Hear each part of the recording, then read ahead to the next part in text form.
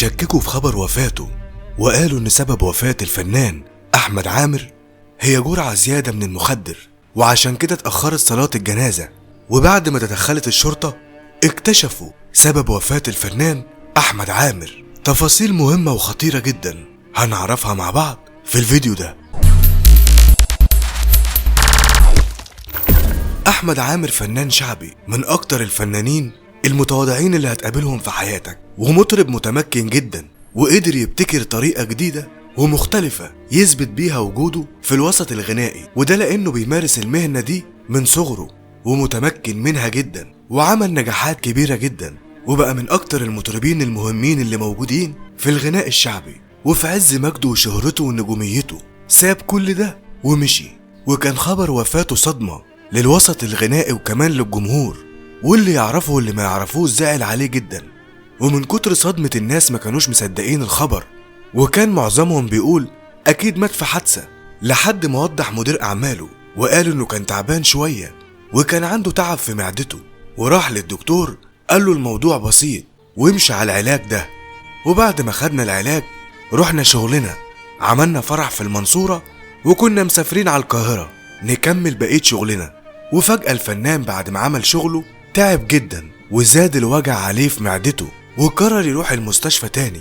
وبعد ساعات قليلة سمعنا خبر الوفاة. والمصيبة ان في ناس كتير ما تعرفش ان تعب المعدة ساعات ما بيكونش من المعدة نفسها، وجع المعدة بيبقى في الغالب ناتج عن كارثة بتحصل حاليا في قلبك، وبيكون الوجع ده مؤشر كبير جدا انك هتصاب بجلطة في القلب، ويا تلحق نفسك يا ما تلحقش. وده بالظبط اللي حصل مع أحمد عامر. كان فاكر ان معدته بتوجعه، والكارثة كان قلبه هو اللي بيوجعه.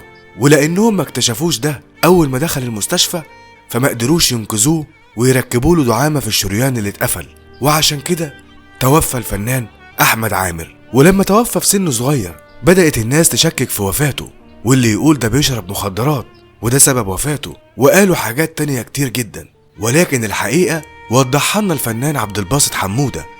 أنا النهاردة صحيت على خبر مؤلم قوي، على إنسان محترم، على إنسان مؤدب، على إنسان ما بيتكلمش على حد ولا بيجيب سيرة حد.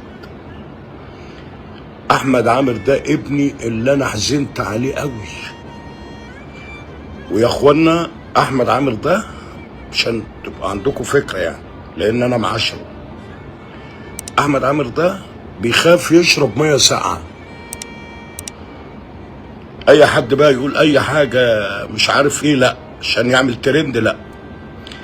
أحمد عامر السيجارة ما بيشربهاش، المية الساقعة ما بيشربهاش، وده بياخد يخلص شغله ياخد بعضه ويمشي على بيته وعلى عياله. واحنا صحينا على الخبر المؤلم ده، وهو ربنا اللي بيجيب وربنا اللي بياخد، والأعمار بيد الله. ربنا يرحمه ويسامحه ويجعل مثواه الجنة. أسطورة لم تتكرر، أحمد عامر ده أسطورة لم تتكرر. ربنا يرحمه وكل الناس تدعي له بالرحمة. الإنسان المحترم، الإنسان الخلوق، الإنسان المؤدب، ابن الناس، ابن الأكابر، عمره ما بيتكلم على حد ولا بيجيب سيرة حد.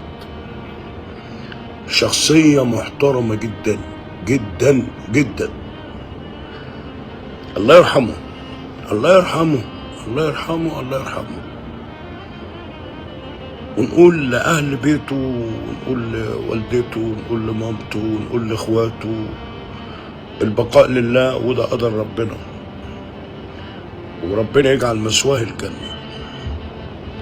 أحمد عامر ده يا إخوانا من ضمن الشخصيات العالية قوي، المحترم قوي. أقسم بالله العلي العظيم عمره ما شرب سيجارة حتى. بيخاف من المية الساقعة كمان، بيخاف يشرب مية ساقعة. ما يقابلنيش الا لما يقول لي ايه يا بابا يا حبيبي، عامل ايه يا بابا، اخبارك ايه يا بابا، ربنا يخليك لنا يا بابا، احنا بنغني لك يا بابا، واحنا بنقول شغلك يا بابا، اقول له غنوا يا حبيبي وكلوا عيش يا حبيبي. شوف الاحترام والادب بتاع الشخصيه الحلوه. اخر حاجه كان جاي معايا من الامارات هو وراكبين الطياره، موته من الضحك. وعايز اقول لكل الناس ان احمد عامر ده عمره في حياته ما شرب اي حاجه. ارجو من الناس محدش بقى يقول لك ده مات بكذا وخد كذا وعمل كذا، لان انتوا ما تعرفوش قدنا. احمد عامر بيخاف يشرب كوبايه ميه ساقعه، عشان تبقوا انتوا فاهمين.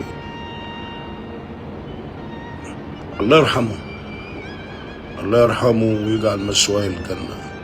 وكل اللي بيحب احمد عامر يدعي له بالرحمه، كله يدعي له بالرحمه. والبقاء لله يا حبيبي، حبيبي حبيبي حبيبي حبيبي. الله يرحمك ابوك عبد الباسط حموده، بقول لك الله يرحمك ويجعل مسواك الجنه يا حبيبي. بيحب بيته، بيحب عياله، وبيحب اهله. شخصيه فوق ما تتخيلوا. الله يرحمك، الله يرحمك ويحسن اليك يا حبيبي. الله يرحمك. ارجوكم كل واحد يدعي لاحمد عامر بالرحمه، ادعوا له بالرحمه، ادعوا له يجعل مثواه الجنه. الله يرحمه ويسامحه، الله يرحمه ويسامحه، الله يرحمه، الله يرحمه. وشكرا. وانا بقول لجمهوري وبقول لناسي وبقول لحبايبي وبقول لاخواتي وبقول لاهلي وبقول لكل البلاد العربيه والاوروبيه واخواتي وحبايبي، كل سنه وانتم طيبين.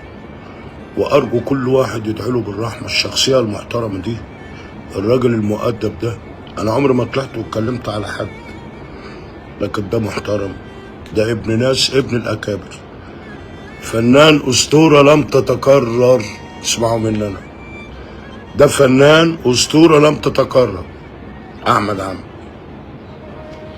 الله يرحمه، الله يرحمه ويسامحه. وفي النهاية ما تنسوش تدعوا بالرحمة والمغفرة للفنان الكبير أحمد عامر.